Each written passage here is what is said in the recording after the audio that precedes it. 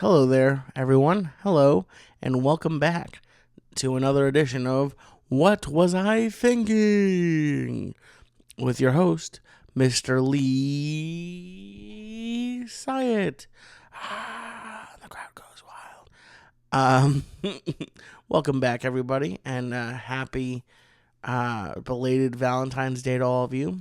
For those of you who saw and maybe didn't see, my Valentine today was my left hand, and this is a little Easter egg actually for all of you faithful listeners. I got a ton of questions and comments because they people couldn't believe. For those of you who maybe don't follow me on social media, how dare you? Um, I put a picture up of my left hand. I said it was my Valentine's. I know. I'm an adult who is living in his parents' spare bedrooms. But it was a picture of my left hand, and not to be crude, but people were like, "Oh, you're a lefty, huh?" And I'm not. I'm a righty for everything else in my life: eating, pooping, digging holes, all of it. Righty. My left hand is legitimately like I can feel like that it's weaker, but my left hand has one purpose in life, and it's to support the team. I'll put it that way. It has a very integral role, my left hand, and you might be thinking, why does he use his left hand for that? Because I grew up children. I grew up children. I said children like I was talking to younger kids. I don't want to talk about children. I grew up in a day and age where to support the team, as you say, was on a desktop computer, all of my material. So I had a mouse. It wasn't like a trackpad like a laptop. I had a mouse that was attached with a wire, and not even USB, by the way, and it had a wheel in the middle. And that's how you would scroll up and down on a page. So I needed my right hand for scrolling and typing, and my left hand was otherwise preoccupied. So that is a little Easter egg for the listeners today. might be a little bit more than you wanted to know or needed to know, but the only thing that we now share is that you do know. so we have that. I wonder how many people just turn this filth off. My mom will ask me, "How do I listen to your podcast?" And let's hope that she does not start with this episode. My mom did. She did find I had porn once in my entire life. I went to a sleepaway camp, and I'll never forget it. We each had.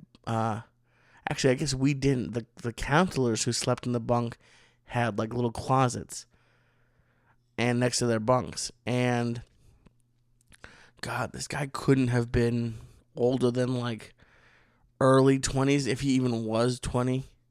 And I'll never forget, he had his entire locker was porno magazines. Like legitimate, like it was as tall as I was. And and I mean, there's no better way to keep the attention of 12 and 13-year-old boys than give them a magazine and send them off to their bunk, and you won't hear from them for the rest of the afternoon. So I remember I didn't even have a full magazine. I had 4 sides, so I had 2 pages, but there was a front and a back to both sides. And I'll never forget, it was a farming theme. Like they were in like plaid and had boots and there was straw. And I literally had 4 sides, and I hid it under my mattress. And somehow my mom found it, and I don't even remember exactly how, but I just remember walking in and it was out on the bed, and she sat me down and told me how it was degrading to women, and not a good. I don't think I even ever got the birds and the bees talk, but I did get the I found your porn talk. So that is why I use cognito mode now. And I password protect my laptop and my phone. So joke's on you, Ma. Oh, she'd hate if I called her Ma and talked about porn. So she's going to love the rest of this episode. So, before I get into the episode, just a quick update on my life. I'm in South Florida, in lovely Boynton Beach with all of the old Jews. I fit right in. People are like, oh, there's a new guy in our 55 plus community. No, I'm just bald. I actually do have sun now.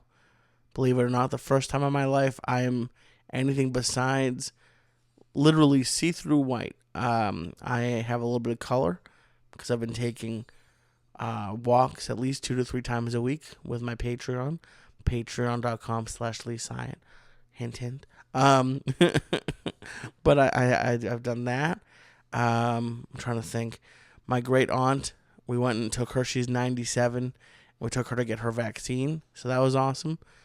And I've just been enjoying time. We watched Goodfellas the other night. I've been watching we watched the first 2 episodes of the Comedy Store documentary, and that was just fantastic. It's just fantastic. I don't have Showtime in my life, but my dad does, and to be honest, I think they have a free trial on Amazon Prime for Showtime. If I'm not mistaken, if you can get a free trial of Showtime, it's worth. Trust me, I'm not A, making any money from it, and B, I will have no side in it, but I think it is well worth the free trial to then go through and watch the 5 episodes about the Comedy Store and the history, and it was just super interesting to watch, and it's just cool to see, Jay Leno and Pryor and all the people that you grew up hearing about, or even just from the stories from the comedy podcast that you've heard. You hear all these stories, and it's like you can't even place it. I like, to be honest, like when someone tells me a story, like when my parents tell me a story, I just imagine a smaller version of them, but same age, like their face looks the same, doing that story. So it was cool to see younger pictures of Leno and of I can't place his goddamn name. The guy with the buck teeth and the goofy laugh. He Colbert took over for him. It doesn't matter. You guys know who it is. I can't think of his name, but it was just really cool to watch. So I've been enjoying that. Florida is beautiful and nice. And that's I'm genuinely happy and enjoying life. I do want to thank everyone who has jumped in on my Fiverr podcast consultations. You can find a link to that on either of my social medias. And that's it. I've done a bunch of them this past week, and I have more next week. So just wanted to say thank you. But for those of you who have been waiting, I've been teasing this for a few weeks, and I got some interesting results. A lot of podcasters, and no shame. I'm not judging them, but they ask for the listeners to ask their advice, and they give their advice on relationship stuff or life stuff, and frankly, I don't feel qualified to give advice on most things, especially dating. I feel like if you wanted my advice, I could just give it to you, and then you do the exact opposite, and you'll have a very successful love life. So I asked people to send stuff in, and I got a lot of responses. So we're gonna go through some of them, and I'm gonna intertwine it with some stories. So I wanted to start this off kind of giving you my love history, as they say. There's not much of it. Don't worry, it won't take much time. I remember I've gotten Like I got married at a Friendlies as a young child. Um, I had a friend named Kelsey who I think was a year or two older than me, and I don't know if our parents were friends or what, but we would hang out, and I remember we'd go to Friendlies, which if you didn't live in the area, was like a burger slash ice cream place, and there was one on Route 20 in Sudbury, and I remember our parents or my mom, the moms would sit at one table, and Kelsey and I would be on a date at the other table. It was very exclusive. And one night I wore a suit, and we had a wedding. We went to Friendlies, and then we had a wedding, I think, at her house. I've not thought about this forever. It's probably my first wedding, and the way my love life is going right now, might be my only wedding. Is something going weird on my computer? Am I having a heart attack here? Okay, I don't know what's going on. So that was the start of my very successful love life. One thing that stands out. I remember being in 6th grade, and I had a crush on a girl named Liza, who was in my classes, and for some reason, this is if there's one piece of advice I can give you, is if you have guy friends, or who knows, it could work the same for girls, but I have no idea. If you have friends, A, stop showing off, but B, don't tell them if you like somebody, because I'll never forget, we were in lunch at 6th grade. I remember sitting at a table, and I had told them, so I don't even know why I did this, and Liza walked out of the lunch line and was walking past our table, and one of my buddy goes, "Hey, Liza," and just points at me, and I don't remember anything that happened after that. I just remember like wanting to, those commercials, I think it's for Southwest, where they say it's gotta get away. That was if I could have, I would have just like put a rocket in my butt, lit it, and flown out of that school. So that was probably one of the most embarrassing things that happened to me, and it would have. But here's the thing, like, I have some more stuff, but there was a girl who I was kind of neighbors with. It was like she lived like a few streets down from me, and I was in love with this girl, and we would go on walks with our dogs for like hours. Like I can barely take a walk right now. I have 5. Well, now I'm actually doing okay, but before I started losing weight, you couldn't get me to take a 6-minute walk. But we would take in the snow, and we wouldn't even like. I think I touched her boobs a couple times, and I don't think we even kissed, but it was in like middle school and high school, and I was obsessed with this girl, like a 12-year-old version of love or whatever that is, and it would kill me. Like I remember every time she got a new boyfriend, that I would like. Yeah, I was a 12-year-old version of depressed. I would be so. I would basically, it would be like hurt, even though she didn't hurt me. Like it wasn't like she turned me down. I even now at 32, I am honestly very nervous about telling a girl in real life that I like her. Like, unless we've like already hooked up or dating. Like I like going to a girl at a bar. I did it once. I'm gonna tell you about it in this. But I've literally done it, I think, once in my life. Everything else was online, and we're gonna talk about that too. But I remember this girl moved away, I think in like junior year of high school.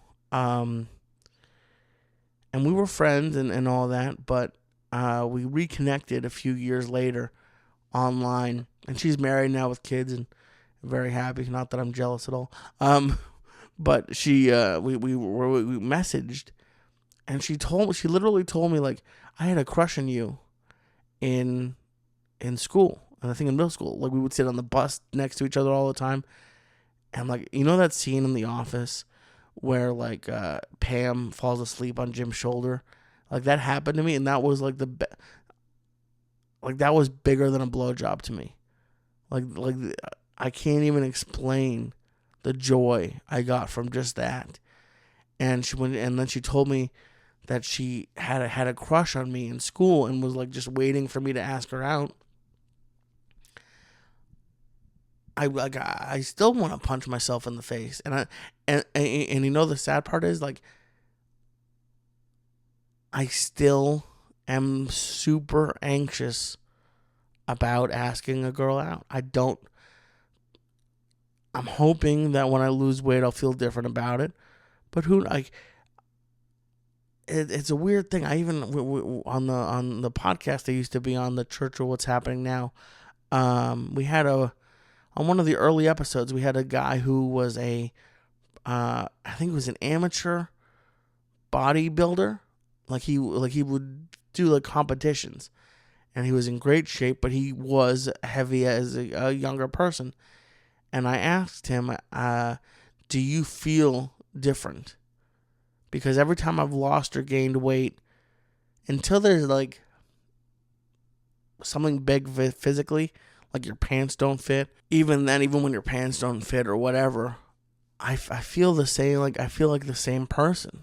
So if I had to guess, me losing 100 pounds or whatever is not going to make me magically be a confident person. I wish it would, but and you know what? And people say fake it, and it doesn't really work, but it kind of works. Because the one thing I started doing before I just completely gave up, and I know I'm skipping ahead here, but it's my podcast, so fuck it. The one thing I started doing after I started stand-up, and it actually worked, was I would pretend that I was on stage when I was talking to a girl. Like, I wouldn't make jokes constantly, but I don't know, I tried to have that same energy and like pretend like I was talking to someone in the audience when I was talking to her, and it actually kind of worked. But, like, the problem, because I guess what they don't tell you, and when people tell you, oh, just fake the confidence, it works because it works on the other person. But for me, in my head, I'm still anxious and nervous and thinking she hates me. Like, I wrote a tweet, and I haven't even tweeted, and who knows if I even ever will. But when I get stoned, I think of stupid ideas. So I want to see if I can pull this up here. How do I pull up drafts? There they are. Okay. I said, I hate when people don't pick up the phone. I assume they're either mad at me or dead, and I'm not sure which one is worse. And it's just true. For whatever, I think everyone's mad at me. If you don't, like, for a dating example, I matched with this girl on Tinder last week. I know, big pimpin', and we were a lot of times on the apps. It's really hard to get a conversation going. Like, I don't know what it is. You send something out, and they send back a one-word reply 17 hours later, and it's usually just fizzles out. But this one girl who I matched with would go back and forth pretty regularly. And so I'll even just read it to you. I said, so you seem pretty normal. I don't think you're an axe murderer. I think that's a funny joke. I propose we take this to the next level. ... Can I have your number? And then, like, legit radio silence for until today.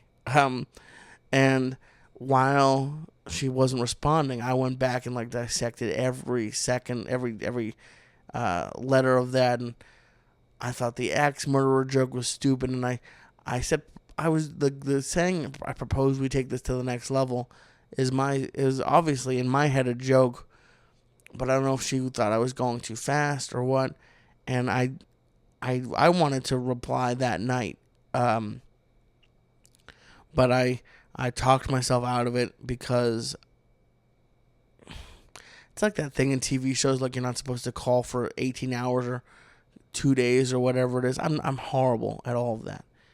And so today, because she didn't unmatch me, which I thought if I had scared her away, she would have unmatched me.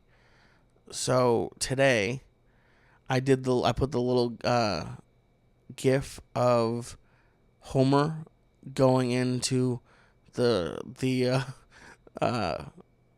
like the brush or the shrubbery, and she responded to that. She actually laughed at that and said she didn't see it, and gave me her number. No big deal. But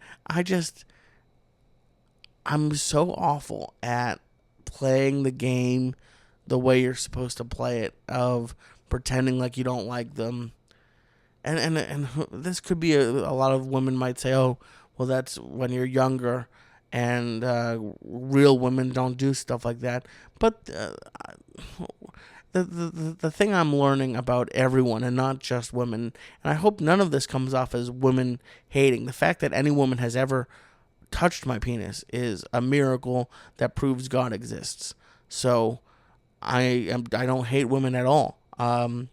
But I think we are all who we are, and I'm watching Frasier again, and he always talks about the crane, good looks, and I'm more like coffee. I'm an acquired taste that even I don't like myself. So if I hope, and I still have hope, that I'll find someone I want to marry eventually, but it's gonna take someone who is just as weird as I am, and that's fine. And if I don't get married, that's fine, and I'll probably end up going to Tijuana 7 times a year. I could never do that, by the way. For anyone who doesn't live in LA or California, Tijuana means they have brothels, essentially, in Tijuana. And when I'd go to San Diego, the comics there would talk about it, and I would ask because I was fascinated by it. But I could never get the nerve up to go and do it. But if I'm stuck with my Valentine this year for much longer, I might have to make a little trip out west. And you wonder why you don't have sponsors on the podcast, Lee. But I think let me do one more thing about my dating, and I think it'll just explain who I am, and then we'll get into our first piece of advice. I wrote down here on my notes, I said King of AIM, which again for the youngins here, before texting was a thing, there was something called AOL Instant Messenger, and I was the king of it. And I am a lot. I think the reason why I gravitate towards online dating is because I have always done better when I have time to do rewrites. You know, sometimes I'll make a joke and I'll write it out and I'll be like, oh, well, that's going to get you blocked. So I delete it. I come up with a much more palatable way to say things. But I remember this one girl in high school, and I would talk for hours on AOL. Hours. And then we'd get to school and like not even look at each other. And I should have. And there was this one, I think I've told this before, and if I have, I'm sorry, I'll do an abbreviated version. I've been online dating since Craigslist, which is now defunct, by the way. But one of the worst ones was, it was this supposedly a couple, and I don't know if they responded to an ad I put up, or because I put up ads. I'm not ashamed. I am a little bit ashamed, but it's the truth. I put up ads, and I replied to an ad, and this was way before I knew what cuck was, or sleeping with someone's wife. but somehow we got into contact, and it was supposedly a couple who liked like the woman to go out and get busy with other guys, and the guy liked to hear about it. And what we did after like we talked via email or something is I remember we exchanged instant message handles. Mine was Wrastlin07 because I was a wrestler and I graduated in 07. Boom. It's so embarrassing. I'm gonna title this episode "Embarrassing." So we would talk back and forth and for like hours, and I would have two. I think the guy's screen name had something to do with like Yankees or the Mets. I should have known. And I remember that I would talk I would talk to her, and we wouldn't even get that dirty, but like a little dirty. And the guy would message me saying, "Oh, she's loving what you're saying. You're doing awesome." And I was like, I'm the biggest pimp in the world. I'm going to have all these ladies, and she's going to rock my world. I think I was probably a virgin at this point still. And I don't remember how, or I don't think there was a fight or anything, but we just ended up stopped talking. And I realized literally like a year or two ago, because I was trying to make a joke out of it for comedy, I legitimately realized that I was talking to just a guy. There was a guy who had two windows open or two computers. There was no way I was talking to a girl.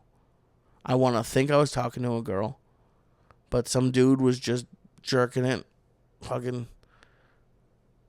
thing. Such an idiot. And on that note, let's go to our first piece of advice. And this one, I have them semi-organized, but I have two, which I think I'm going to start out with, and I'm going to start out with them because they're from actual women.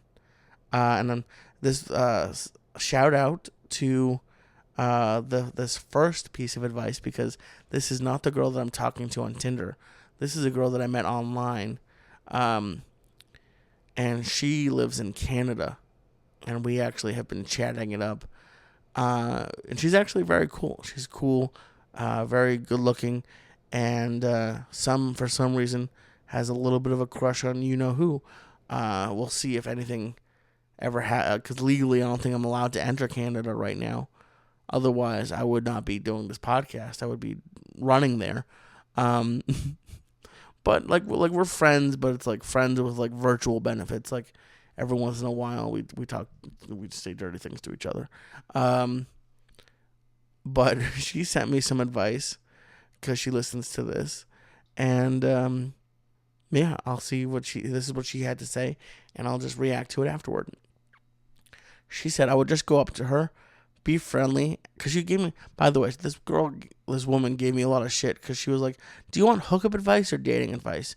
And I want all of it. I need advice on every aspect of this. I am terrible at everything. So, like, what I think I said to her, and I didn't screenshot this, I said I want advice for, like, how to approach women. Because that's, honestly, I genuinely think I'm a pretty good boyfriend. I'm a average at best sexually. So the one night stand thing is not going to be a winner. I'm okay. I have a couple moves that like, you know, the guy who's on the baseball team and has like a really bad batting average, but every once in a while hits like a 400-foot home run to win the game. That's me. So she said I would just go up to her, be friendly. I'm friendly. Ask her questions. I ask everyone questions. She said, be normal, ! Make sure you also like her, because it's not just about whether she likes you. Just to let you know, ma'am. She's gonna hate that I said ma'am. I do need to be better about my own standards. But 9 times out of 10, if you like me, I'm good to go. There's of course exceptions to the rule. Maybe it's 8 times out of 10, but there's a big percentage that the beggars can't be choosers, unfortunately. That's not a great way to live your life, and that's why I'm trying to better myself. But this podcast is about being honest, isn't it? So she said, you have standards too. Well, that's what you think. Ask her for her number. If she says yes, then text her. Don't ask for her Instagram. Okay. And I this is sort of an ongoing theme that I saw in the messages. It's like, just ask for her number. Oh, really? Just ask for her number? Should I jump off of the Grand Canyon with no parachute too? Like, I guess it's sort of the same thing with losing weight. There's no secret to it. It's just I have to sack up. I have to be the one to learn how to, get over my fears and my insecurities and just go for it. Like, there's no, that's the same, I guess, for everything. There's no magic trick. Like, ask her, say, open sesame to a girl, and their eyes will turn into hearts, and they're gonna fall in love with you. It's just, you gotta fucking go for it. So, it's a little bit annoying. Unfortunately, I don't know. I like when things are easy. I would wish that there was an easy answer to this, but unfortunately, there's not. The don't ask for her Instagram thing, that happened once. I met a girl at the Comedy Store after a show, and she wasn't even at my show, but we started talking, and it was weird. Like, there were some podcast listeners there who were very nice but very drunk, and like started being like, "You should fuck this guy," and wouldn't leave us alone. So, and then also Joey was leaving, and when Joey would, he never did leave without me, but he absolutely would leave without me. So I very quickly said, "Hey, do you have?" And I thought I was being what's the word? Like, less weird. Like, I thought the kids these days didn't like messaging, and she was older than me. But I asked for her Instagram, and we actually hung out, I think, a couple times. I don't know what it is about me that attracts. Maybe it's because I'm so weird. But she came over, and this is another thing that just really upsets me about dating. I had just started comedy, and we made plans to go out, and then I was newly single and didn't really want to go out with anybody, and then B, I would prefer to just do stand-up, so I canceled a few times on her, and after a few times, it went from going on a date to getting drinks to she just came over. But before you guys are like, yeah, we got laid. No, he didn't. We made out, and she took her shirt off, and we fooled around a little bit, but she had a rule that she wasn't taking her jeans off, which is weird to have someone sleep over but wear jeans and no shirt. I don't know who's weirder in that scenario, me or her. Probably me.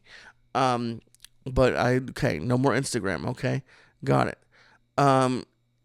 And I said I told the woman who is giving me this advice, I said I'm sometimes not good at telling if they're into me or if they're just being nice. And she says, if she wants you, you'll know, you'll feel it. And I disagree with that. If any woman is nice to me, I think that they are going to be my future Mrs. Syatt. So I would love to know. Maybe I'll do a part 2 of this. How, for you women out there, you 3 who listen to this, how do you let a guy know that you're into him?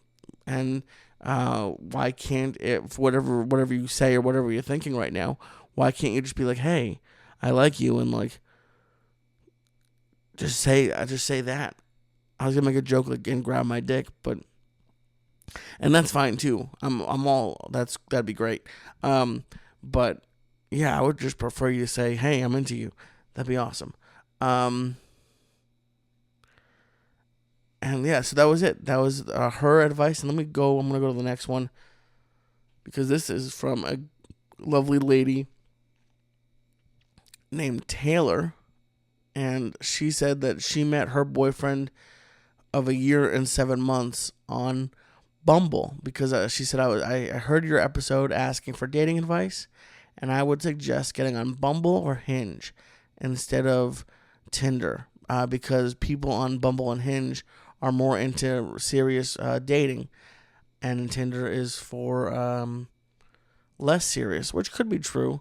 Um, I don't know. I feel I've done OkCupid. I've done all of them, and I'll try. I haven't tried Hinge yet, but I feel like a lot of people say they're into a serious relationship, and it turns into like a 1 or 2 time thing, and that's it.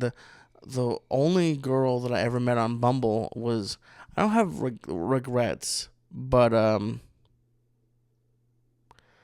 I met one girl on Bumble, and we went out, and we actually like I was saying, how sometimes it's really hard to make a connection. And this girl, it wasn't. We went out to a bar. We actually made out at the bar. It was awesome. And then she said, like, I don't want to hook up on the first night.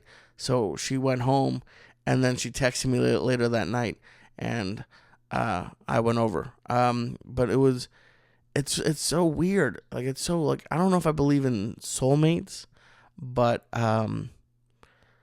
this girl was not my soulmate, I don't think, but it's frustrating looking back at it because I just was not in the right place to date anybody, because like this was like the first girl that I ever, and we didn't even, I was actually proud of myself. I didn't like sometimes, and I'm guilty of this too. A lot of people will say like, oh yeah, like they'll say whatever they think the other person wants to hear, and like, oh yeah, I'm into a relationship, and then they ghost you. This was right after my breakup, and I was new at stand up, different girl than the Comedy Store. I know, right? 2 girls, big pimpin'. But I was in such a weird place. Like I just didn't want to go on a date with anybody, if that makes sense. I just couldn't imagine going to like a dinner with somebody, and that's weird because I love dinner. But this was the first girl that I ever was like hooking up with that like we had like a really good sexual compatibility. Like people have made fun of me, but it's like not a joke. We were both bigger people, but we legitimately broke my bed having sex. It was probably and still is the best thing I've ever done sexually. Like I don't know, like I've had exes where it was good or fine, but this is the first one like we're literally like 7 times a night when she would sleep. Like it was just like nonstop with her, and I kind of messed it up because and she was honest, and she's a good person. Won't talk to me anymore. But because I was honest and upfront and said I was not looking for a relationship, and that was okay for a few months, and then she came to me and said, hey, I'm starting to get feelings, so I think we should end this. So we did, and now she won't return my texts. I don't know if I'm laughing or crying. But yeah, I mean, I'll try Hinge. Bumble, like that was literally like the only girl I've ever matched with on Bumble. Oh no, I've talked with a couple, but that was the only girl that I've ever met with from Bumble. Let me go back to my notes here. I've had, speaking of bad Tinder experiences, I've had a bunch of them.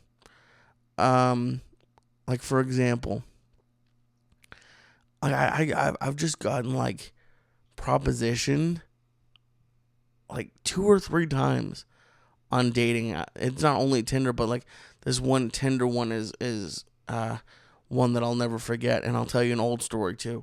But this Tinder one, I was in San Francisco over a July 4th weekend doing stand up, and I messaged with a girl earlier in the day, and then I went and did stand up, and that night was a bad night for Lee stand up wise.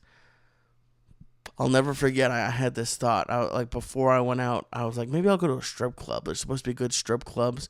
I was actually supposed to do a show at a strip club on that trip. Um, and I remember that after my like second bomb of the night, I was walking just randomly. Like I could have taken an Uber back home, but I was just sort of walking around San Francisco, like angry at my bad sets. And I looked up the strip clubs, and I was walking in the direction of one, but I was like, I don't even deserve to see boobs tonight. Like I did so bad, stand up wise, that I didn't deserve to be happy. So I took an Uber back to my hotel, and I took an edible, and like literally, like it was like there was a security camera in my hotel room as soon as this was like a strong edible. So as soon as I put it in my mouth, the girl who I messaged earlier in the day, who had stopped responding to me, messaged me back. And I was like, fuck. Because I had maybe 45 minutes of sanity left. Maybe. And I was like, you know what? Fuck it. Let's see what happens. So we messaged a little bit, and she was like, okay, I'll come over. And I'll be there in like half an hour. Cut to, the edible is kicking, and it's been like 90 minutes. And like this is, I'm going to take a sip of a Diet Ginger Ale. 1 second. This is one thing that I have to force myself to do. Similarly with the girl on Tinder who I messaged with recently. I have to force myself not to be crazy, I guess, for lack of a better term. Like I have to force myself not to reach out to them. When this girl didn't show up for like, it was like 60 to 90 minutes later, I don't want to be the crazy guy like, oh, sending 8,000 messages. Like this is another Tinder story, and I know I'm going all over the place. I'm sorry. I messaged with a girl. We talked for a long part of the day, like real hot and heavy, and I got back from a comedy show, and like late at night, like 11, 12 o'clock, she's like, come over. And this is one tip I will give. Don't take a shower. If a girl says come over, go over. So I was being an idiot and decided to shower to smell good. And I showered, took me like 20 minutes, took me like half an hour to get there. So like it took me like an hour. And it took me forever to find parking. She even told me that it was going to be hard to find parking. But I get there like an hour later. It's not a good neighborhood. And I get to her gate of her apartment, and I text her, no response. I text her once more, no response.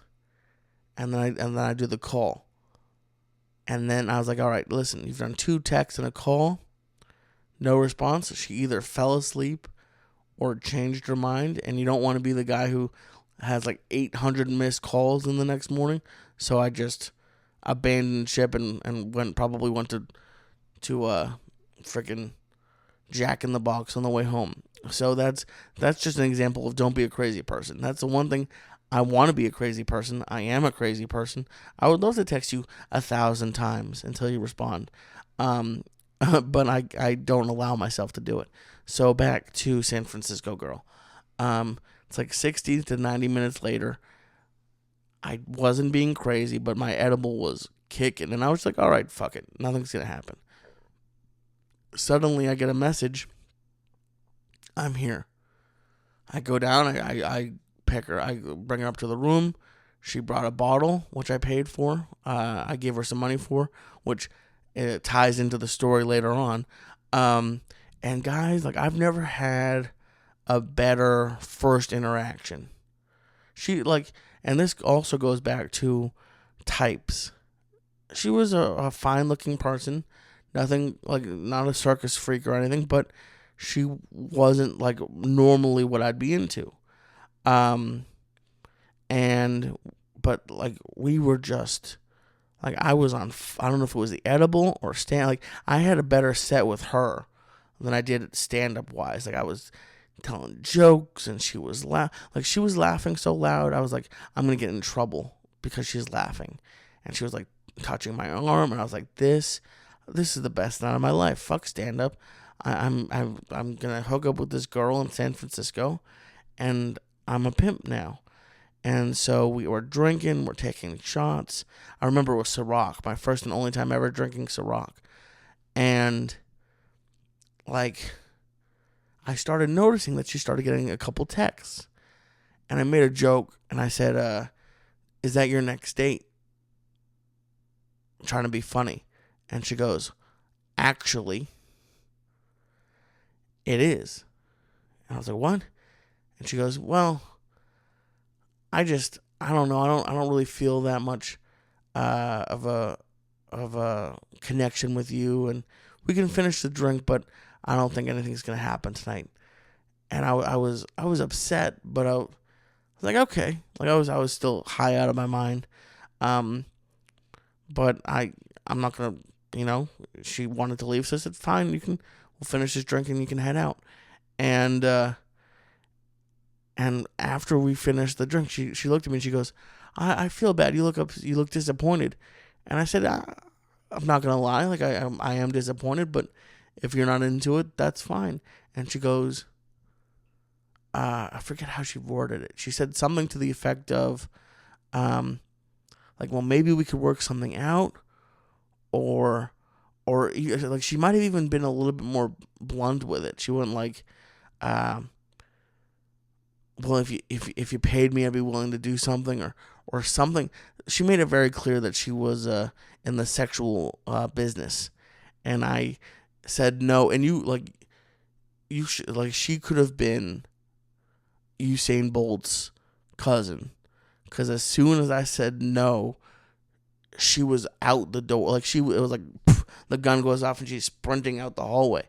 And I got paranoid on the edibles because I had given her cash for the booze, and I was convinced that the cops would know that she was a hooker and would find cash in her pocket, and they'd be like, you paid for something, and I like legitimately spent the next 2 to 3 hours just waiting for the cops to show up.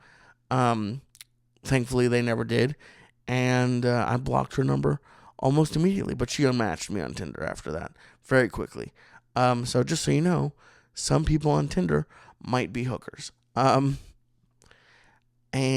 the story, an older story, it's not a Tinder story, but one of the first times I ever met Joey, we met outside the old Haha, which is a comedy club in North Hollywood. There still is one in North Hollywood, actually, on the same street. But it used to be in a different location. And we would meet there and just talk, even way before the podcast started, years before the podcast started. And one night, this lady walked up, and I should have known, had literally like a bandage around her head, and just started talking. And mind you, this is way before the podcast. Like I said, was brand new to LA. I was if you think I'm a dork now, I was the king of dorks back then. So shy. And then I just remember this woman was talking, and Joey was just suddenly gone. Like he just disappeared. And as I said earlier, I don't really have a type. That includes women with bandages around their head. Not a lot, not like a mummy, but like a good size bandage. And we were talking, and she was like touching my hand, and I was like, okay, well, I guess women in LA just have bandages on their heads. And there's a bar on Lancashire called Skinny's. I'm not sure why I was allowed inside, but I was. So she took my hand and she said, let's go get a drink. And I'll never forget, for some reason I got like a fucking white wine. I think I did. Did I get? I think she got one, and maybe I said another. It's no wonder I was about to say never gotten laid. I've had sex before. I promise. But we were talking, and then she said, "Let's go dance." And we're on the dance floor, sort of like grinding and stuff. And she goes, she's like, "I'll make you feel like the sexiest man alive." And it was loud. We were in a bar, and I was like, "This LA is awesome. This is the best." And she goes, and I'll never forget this. She goes, "Do we have a deal?" And mind you, I'm probably 22, 21, somewhere around there, 23 tops. And such a naive person. And she goes, "Do we have a deal?" And I said, "Well, what do you mean?" And she said, "Do we have a deal?" And I think she said something around like about money, or like she made it clear that it was a transaction was going to have to take place. And I said, "I don't pay for sex." And I'm embarrassed to say this, but I gave her like a little peck. And I was like, "I don't pay," and I should not have done that. I probably have some terrible thing growing on my face now. But I was so rattled by it that I just walked out, and I had to go back the next day to get my credit card, which I had left. And luckily she didn't put anything else on my tab. But I had to go back the next day for the credit card. So I, for some reason, attract undercover hookers. I don't know what it is. I don't like it, but I attract undercover hookers. So let's see here. Let's go back to some more advice.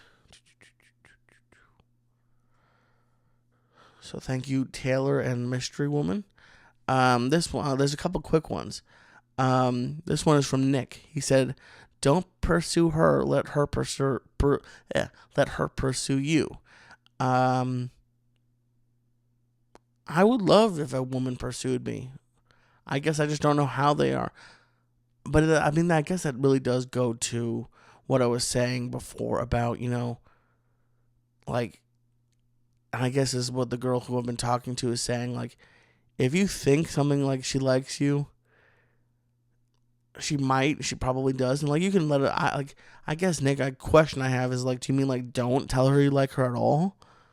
Or like make her work for it? Like, I don't, that's the thing. I'm such a slut. Like, if you like me, I'm down to clown. So, that would be difficult for me, but I'm willing to try it.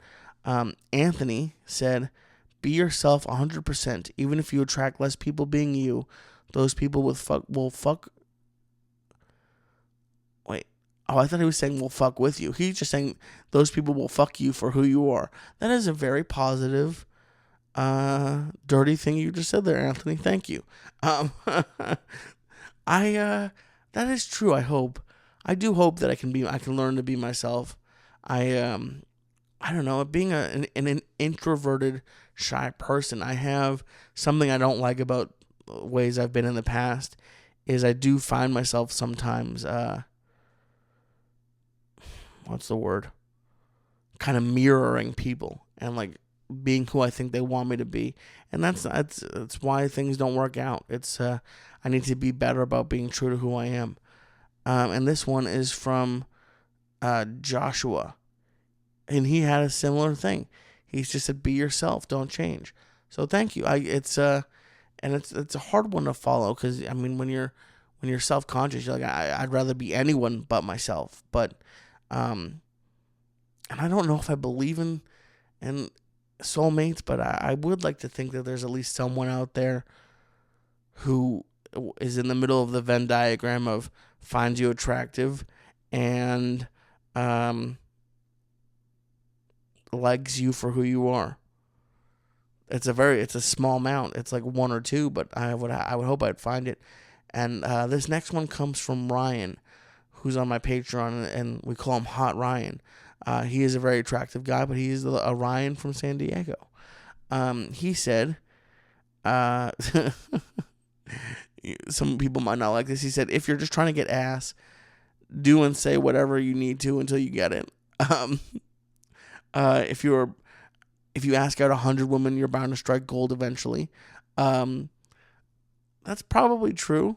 I kind of goes against exactly what I was just saying. Um, but I don't know. Am I getting too old to be doing like the hookup, going out? Like I never really did the hookup dating bar culture, but maybe I'm not. Maybe I feel I'm gonna be 33 in July, which is terrifying. But maybe it's still possible. He said, and for all the ladies, I don't want you to hate Ryan. He's a great guy.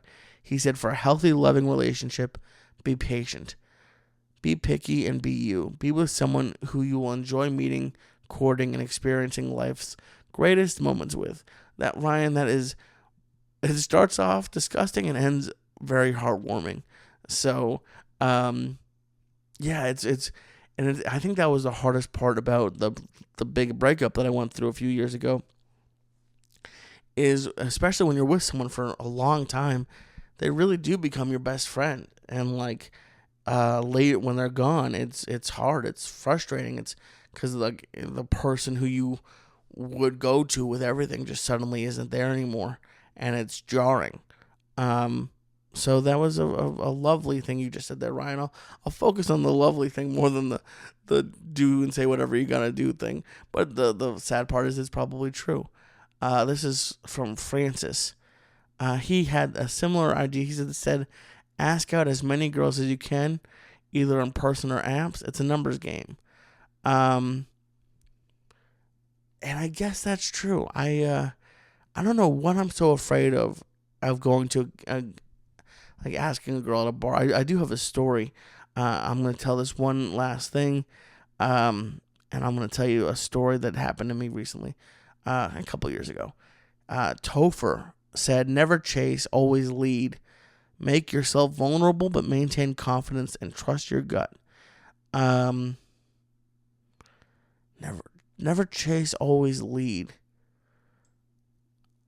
I wonder what that, I guess that means like, because I do find myself sometimes, and it's gross, but it's like, just, oh yeah, like doing whatever the girl wants. And that's like a crazy thing to me and it's not just sexually, but like, I've talked to a lot of guys and women about this, is like, I try to be nice, right?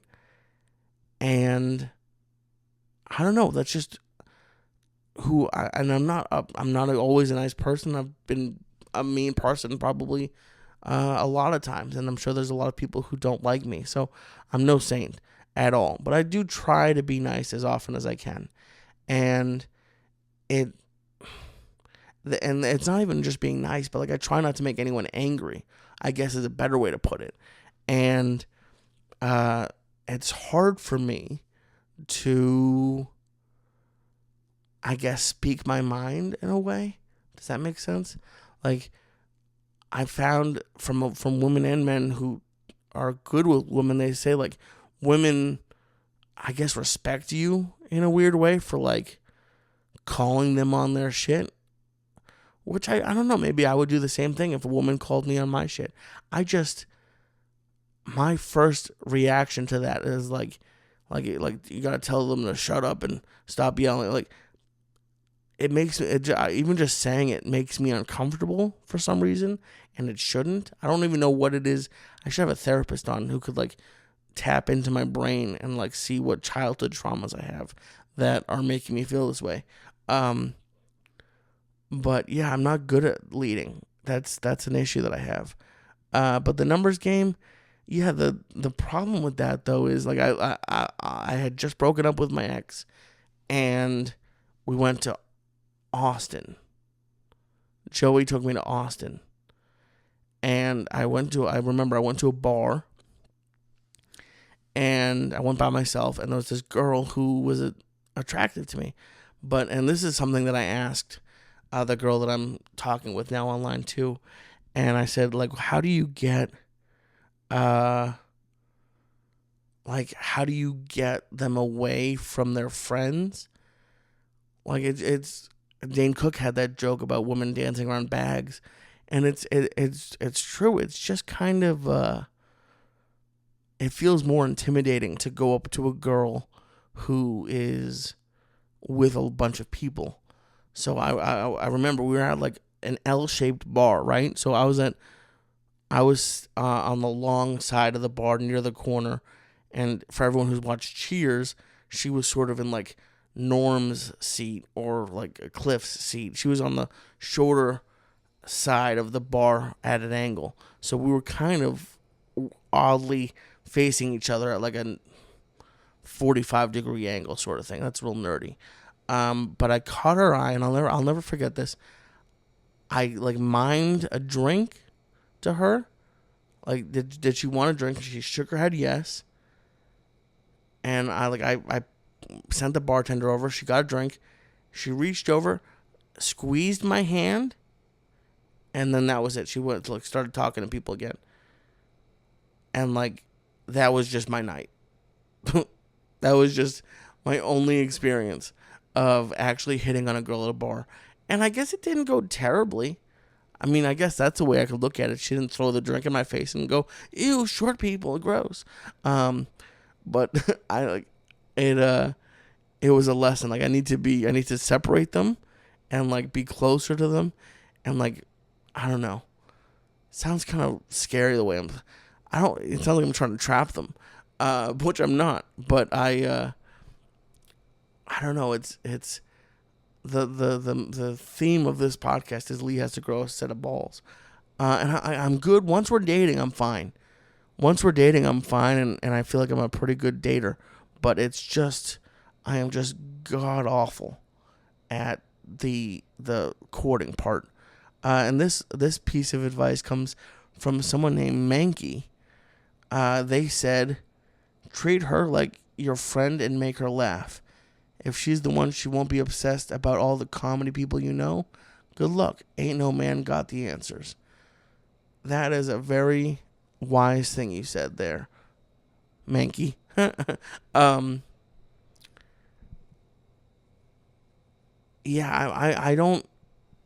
I guess I'll tell you this story. When I basically gave up on dating after this week. The second date was boring. It just didn't work out. But I had 2 dates in like 2 days. And I remember I even told my therapist, I was like, this is cool. I've never had 2 dates in a weekend before. Different girls. And I remember that I came up with this idea of there's a place in LA that it's moved now, but it used to be it's called Amoeba Records. It's a cool record store right in the middle of Hollywood, and they have a used DVD section that I fucking love, and I thought it'd be a cool first date place. It's better than a bar and a restaurant, and I figured we could walk around and talk and get to know each other, and then it was so douchey. I found this bar that was like hidden in like another bar. It was like a secret bar.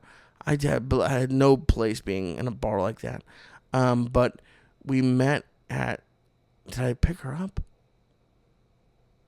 I think I didn't know. Yeah, I think we met somewhere. Maybe I picked her up, or she came to my place. But I remember driving down together, and we parked.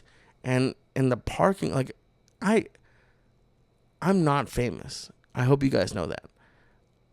Normally in my life in LA during the podcast, people might recognize me in a comedy club if like Joey was there.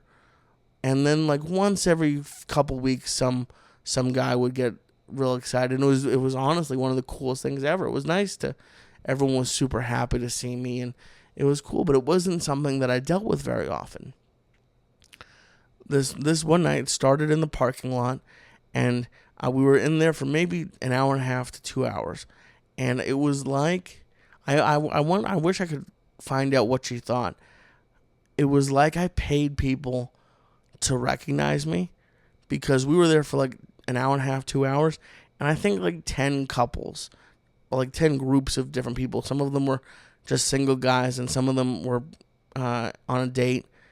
Recognized me, and I was like, this is the coolest first date I've ever been on. I'm the man.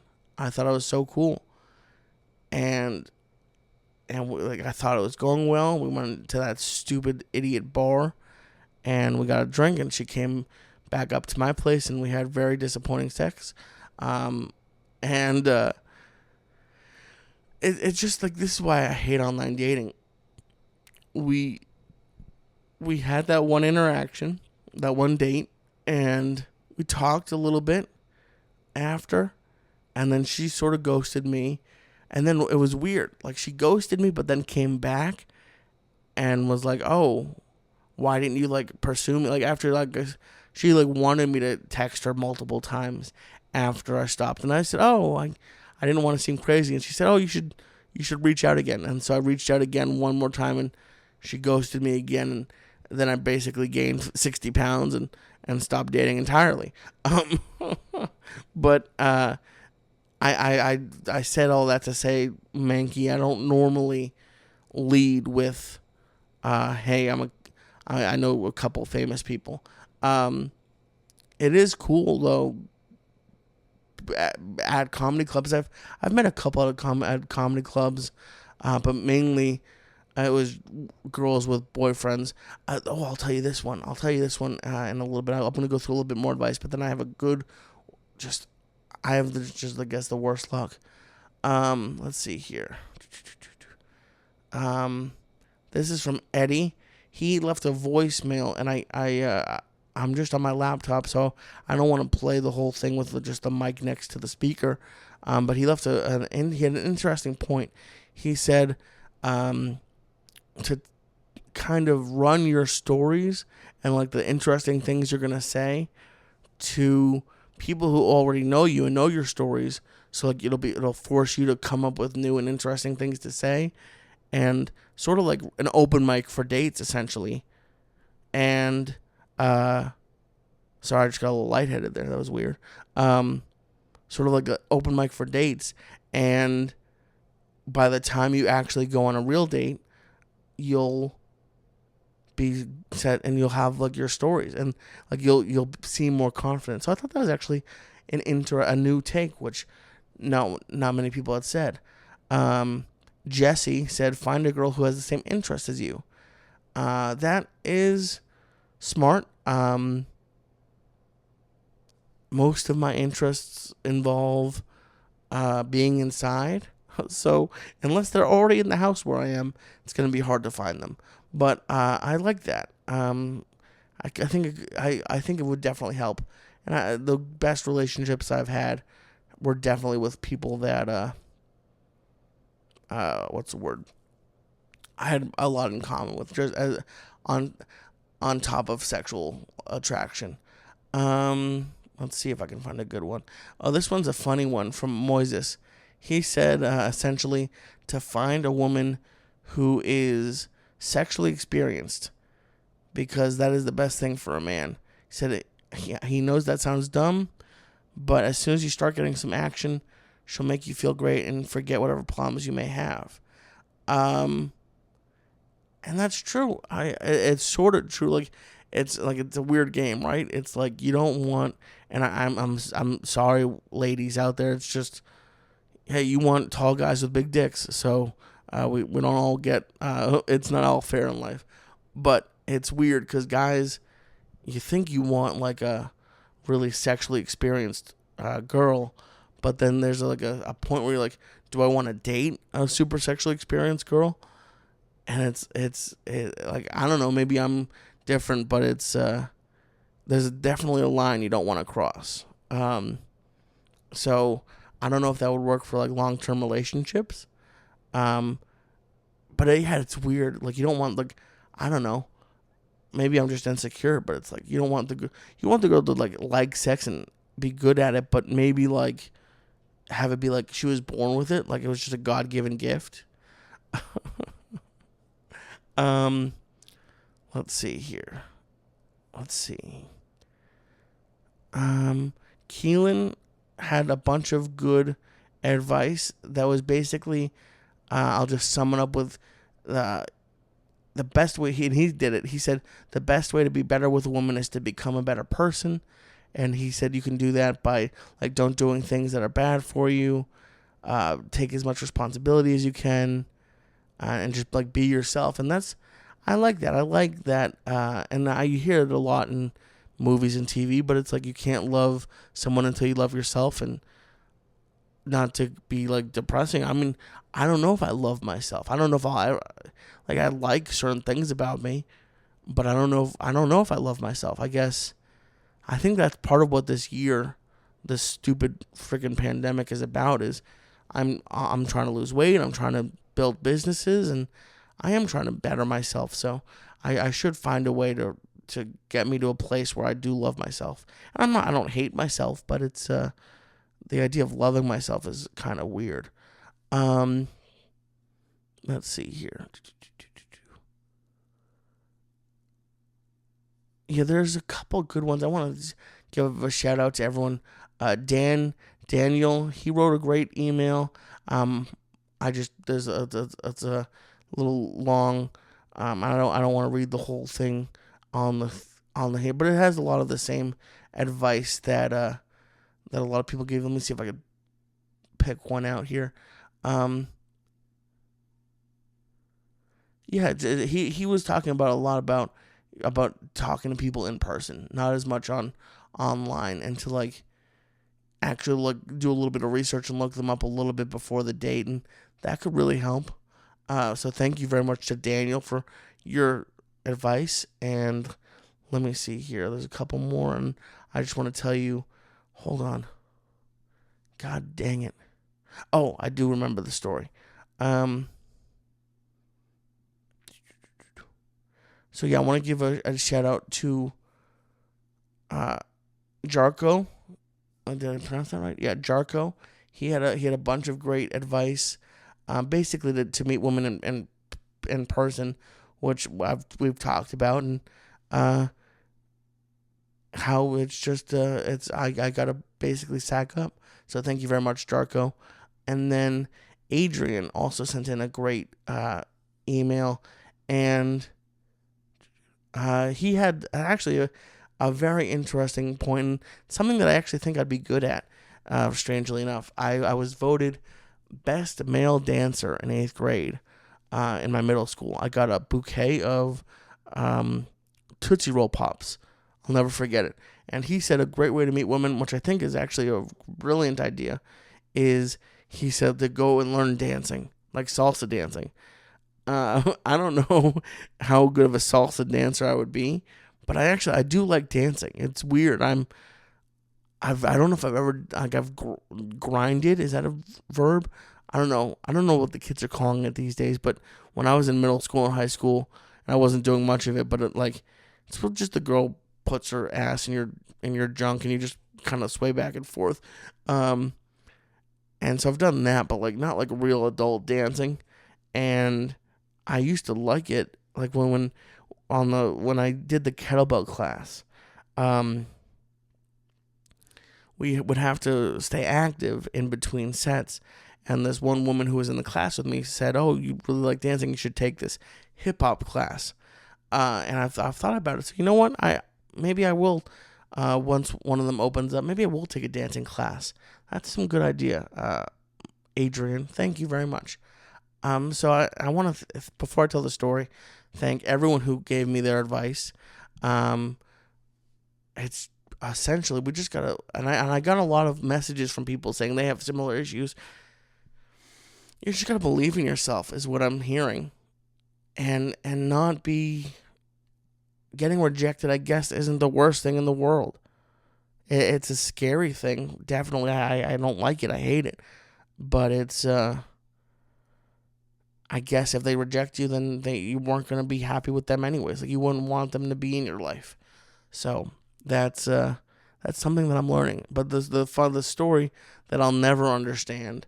I was at a comedy club working. I was hosting a weekend, and this woman who worked there, and I would talk because I was hosting. So when the feature and the headliner were up there, towards the end of their sets, I would sit in the back so that as soon as they got off, I could run up and do my job. And her job was to stand in that area. She had other jobs, of course, but during the show, she would stand there and keep an eye on things.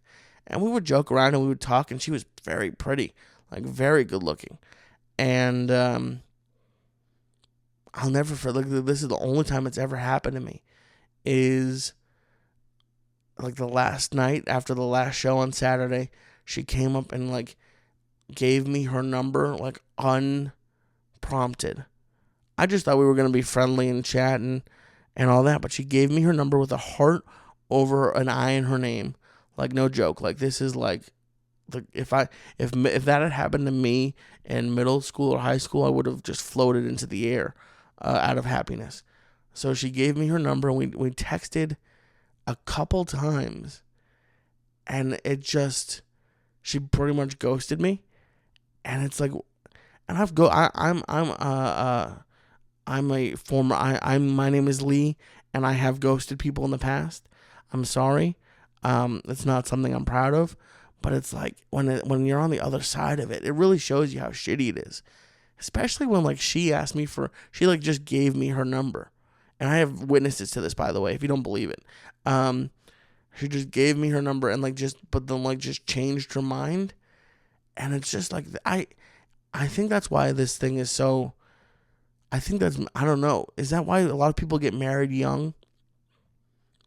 Because they're just like, I don't want to deal with this. Like one of the people who sent me a message was like, just unfortunately, 50% of marriages at least end in divorce, and that's true.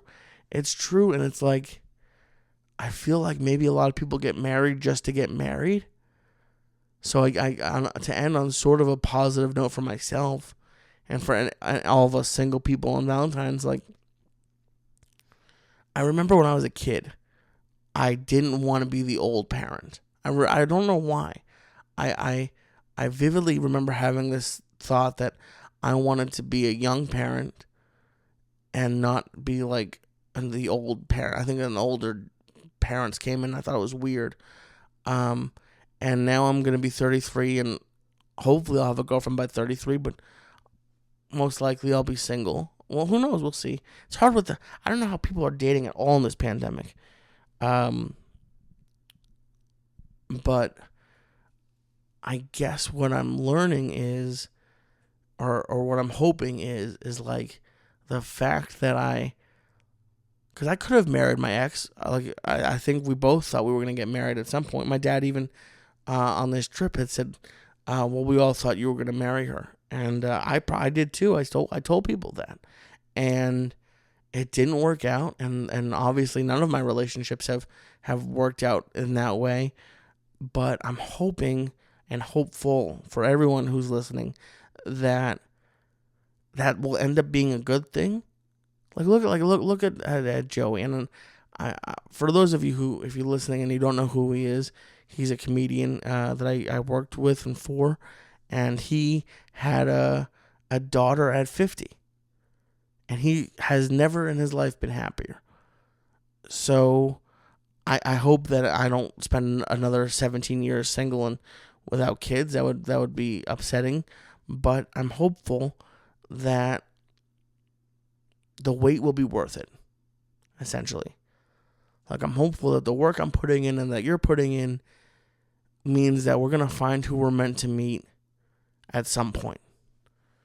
And whether that's only for a couple of years or it ends up leading to divorce or whatever the case may be, I'm hopeful that, like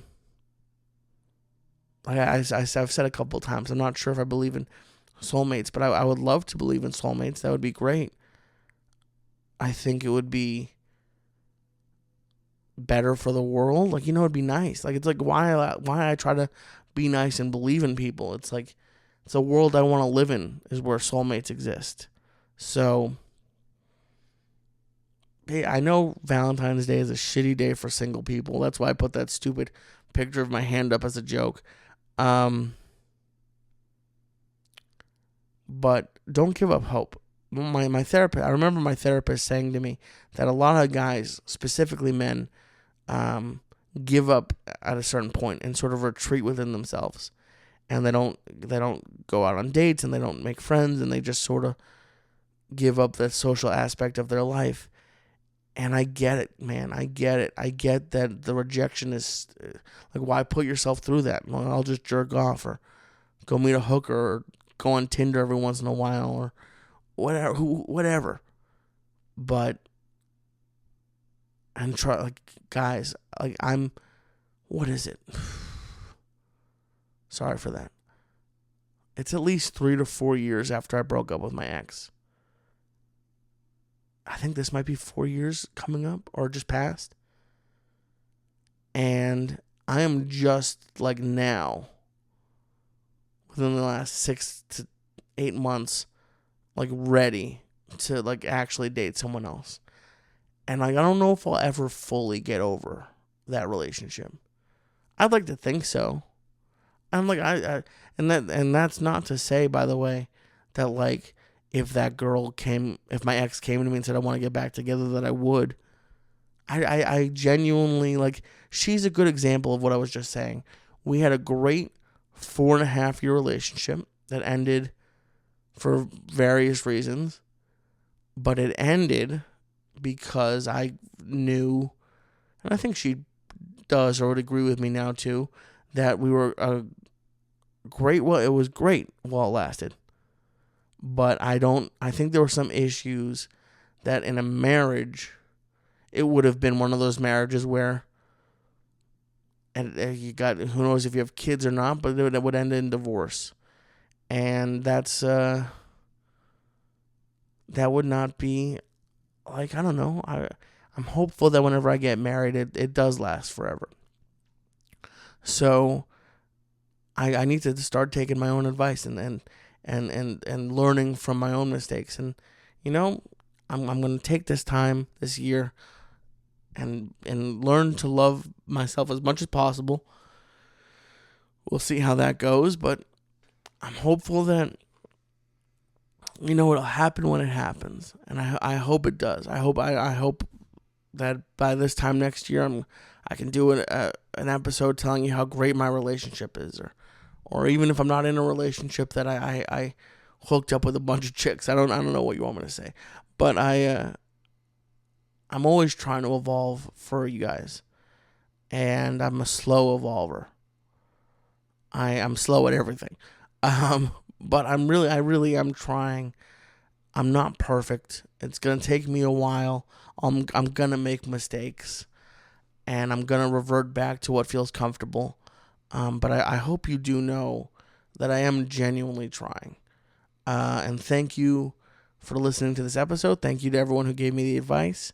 Thank you to everyone on my Patreon, patreon.com/Lee Syatt. And thank you for checking out. If you're interested in starting a podcast, I offer consulting on Fiverr, and I have 5 stars.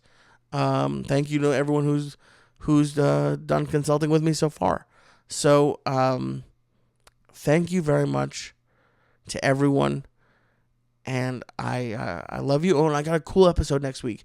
Next week, I think I'm going to put up the episode with a great guy who is an expert.